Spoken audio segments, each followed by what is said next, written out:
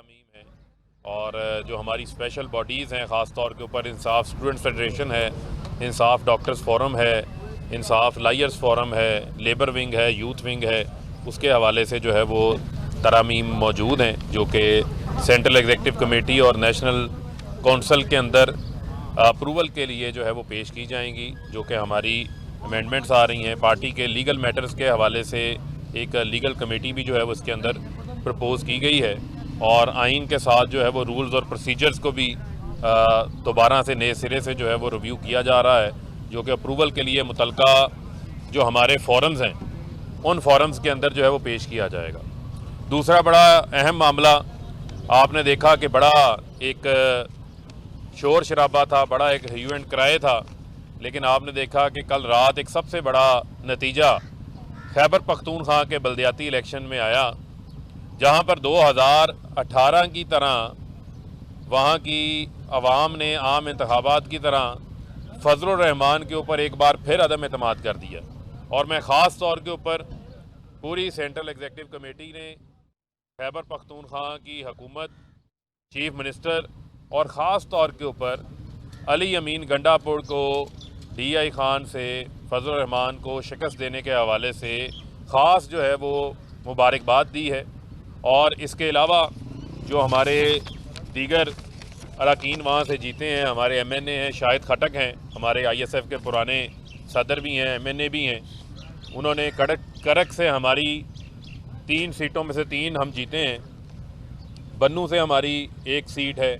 DI Khan से कल का नतीजा आपके सामने है। उमर अमीन गंडापुर जो है वहाँ से उन्होंने फजलुर रहमान को बदतरीन जो है वो शिकस्त दी है।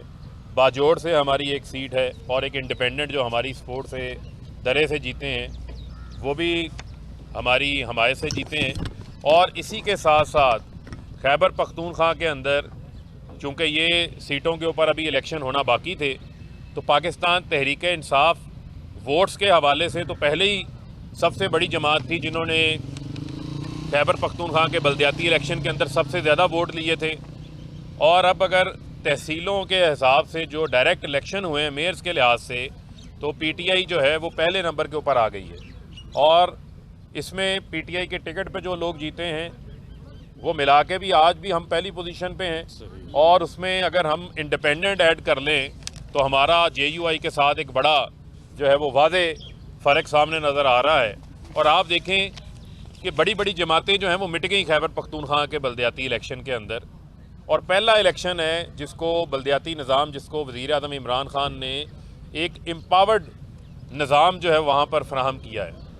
और ये किसी से कोई ढकी छुपी बात नहीं है कि डायरेक्ट इलेक्शन करवा कर आम वोटर को खैबर पख्तूनख्वा के पहली बार एम्पावर किया गया है।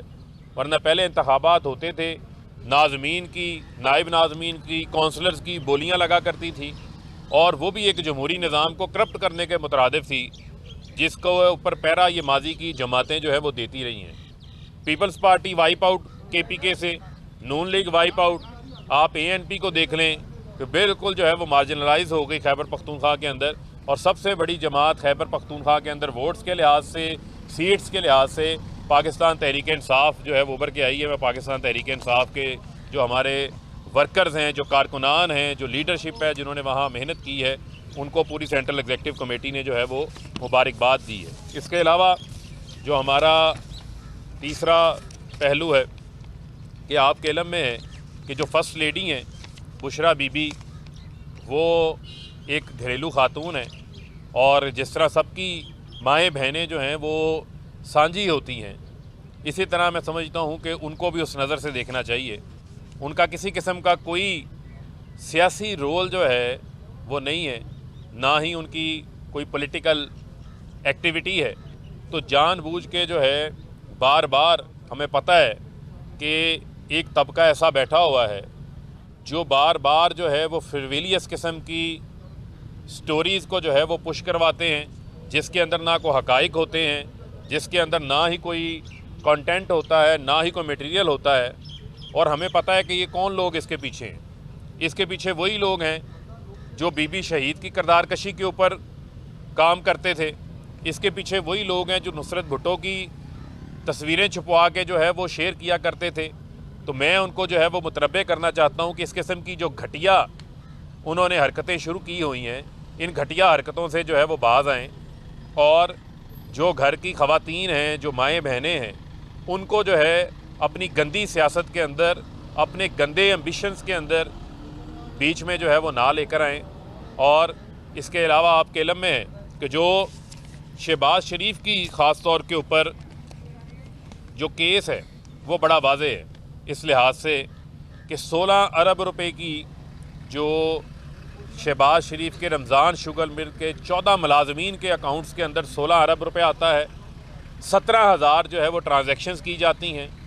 और दुनिया के किसी जमहूरी मुल्क के अंदर, दुनिया के किसी भी जमहूरी मुल्क के अंदर इस तरह जिन्होंने मुल्क को लूटा हो, जिनकी एक धेले की नहीं, जिनकी अरबों की चोरी जो है, अरबों की वारदात जो है वो पकड़ी गई हो, उनको जो है वो कोई ग्लोरीफाई नहीं करता।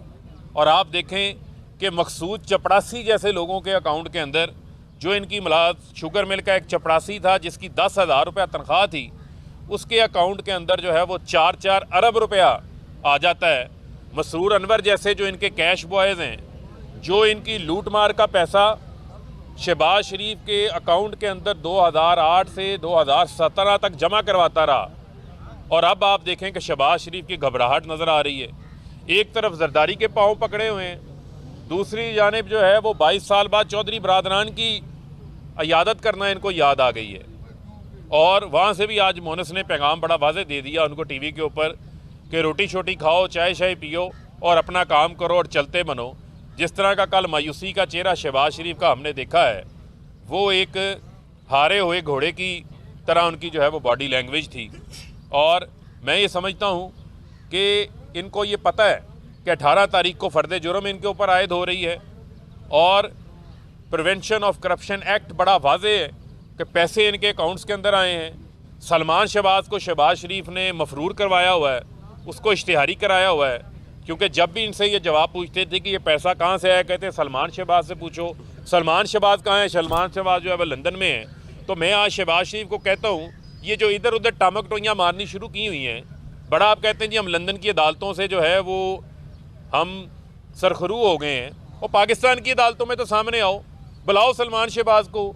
उसको कौन सा कमर का दर्द है, उसको कौन सा दिल की बीमारी है, वो कौन सी बीमारी में मुब्तला है? वो तो करप्शन की बीमारी में वहाँ बैठा हुआ है। वहाँ बुलाएं, ला के पेश करें अदालतों में। क्यों नहीं पेश करते आप चोरी के पीछे छुपना चाहते हैं। और ये मैं एक बात वाज़े करना चाहता हूँ, पूरी सेंट्रल एग्जीक्यूटिव कमेटी का जो है ये पैगाम है कि इंशाल्लाह ये जिसने मुल्क लूटा है, जो आज आप देखें जिसके पेट में मरोड़ उठ रहे हैं, और आप देखें इनकी घबराहट आपको नज़र आ रही है, किस तरीके से डेस्परेट अंदाज से इकट्ठे हो रहे हैं। आप इनकी सियासत में जब आए, आप इनकी जायदादें उठा के देखें, उस वक्त क्या थी, और जब 3 बार वज़ीर आज़म बने उस वक्त क्या थी। मैं इनको चैलेंज करता हूँ कि आप 1985 से नवाज शरीफ के जो दौरे इक़्तिदार है वो रख लें, शहबाज शरीफ का दौरे इक़्तिदार रख लें, आसिफ अली जरदारी का पीपल्स पार्टी के समेत सारे अदवार का आप रिकॉर्ड रख लें, इमरान खान की 3.5 साल की इक़्तिदार की हुकूमत, और KPK के भी पिछले 5 साल डाल रहे हैं। जो इनकी जायदादों के अंदर इजाफा हुआ, एक शुगर मिल थी अंसारी शुगर मिल, 8 शुगर मिलें बन गई, दर्जनों कंपनियां बन जाती हैं उनकी, पापड़ वाले फलूदे वाले जो है वो निकल आते हैं इनके। इसी तरह नवाज शरीफ की शुगर मिलें भी बन जाती हैं, चिकन का कारोबार भी शुरू हो जाता है, दूध का भी कारोबार शुरू हो जाता है, लंदन में प्रॉपर्टियों के कारोबार भी शुरू हो जाते हैं। ये पैसा कहाँ से आया है? ये पैसा इसी कौम का लूटा हुआ है, इसी कौम की जेब में डाका मार के ये बाहर जो है वो छुप के बैठे हैं। ये सिर्फ पाकिस्तान के अंदर इक़्तिदार में आते हैं लूट मार करने के लिए, और जब इनसे कोई हिसाब होता है तो ये NRO के लिए ब्लैकमेलिंग शुरू कर देते हैं, एहतसाब के अमल से भागना शुरू कर देते हैं। ना इमरान खान ने अपने दौरे इक़्तिदार में बाहर कोई महलात बनाए हैं, ना इमरान खान ने को कारोबार शुरू किए हैं ज़ाती, ना इमरान खान ने को फैक्ट्रियाँ लगाई हैं, ना इमरान खान के बच्चे कारोबार कर रहे हैं, ना इमरान खान के को करीबी अजीज़ इमरान खान की वजारत उज़्मा का नाजायज़ फ़ायदा उठा रहे हैं। इमरान खान अपने घर में रहता है, कोई कैंप ऑफिस नहीं है। पहला वज़ीर आज़म आया जिसने आके अपने सवाबदीदी फ़ंड्स ख़त्म किए, पहला वज़ीर आज़म आया जिसने अपने 3.5 अरब रुपए का जो अप्रूव्ड बजट था 3 सालों का, उसमें से भी 110 अरब रुपए बचा के कौमी ख़जाने में जमा किए, कमर्शियल फ़्लाइट्स के ऊपर जो है वो दौरे किए। इनकी तरह 777 जहाज़ों में नहीं जाते, वही खान साहब का जो छोटा जहाज़ है उसके ऊपर सफ़र करते हैं। यहाँ पे तो 3-3 महीने 777 जहाज़ जाके लंदन खड़े रहते थे, जिसका खमियाजा इस कौम को जो है वो भुगतना पड़ता था। तो लिहाजा ये जितने चोर हैं, ये जितने डाकू हैं, ये जो इकट्ठे हुए हैं घबराहट के अंदर, इनको मेरा एक ही पैगाम है कि इनकी आखिरी आरामगाह जो है वो अडयाला जेल के अंदर है और ये सब जेलों का माल है। पाकिस्तान की आवाम ने ये फैसला किया हुआ है कि पाकिस्तान के जितने चोर हैं, करप्ट हैं, जिन्होंने मुल्क को लूटा है, उनकी जगह जो है वो इक़्तिदार के वानों में नहीं है, उनकी जगह जो है वो अडयाला जेल के अंदर है और उसको इंशाल्लाह हम पूरा परसू करें। जी। ये जो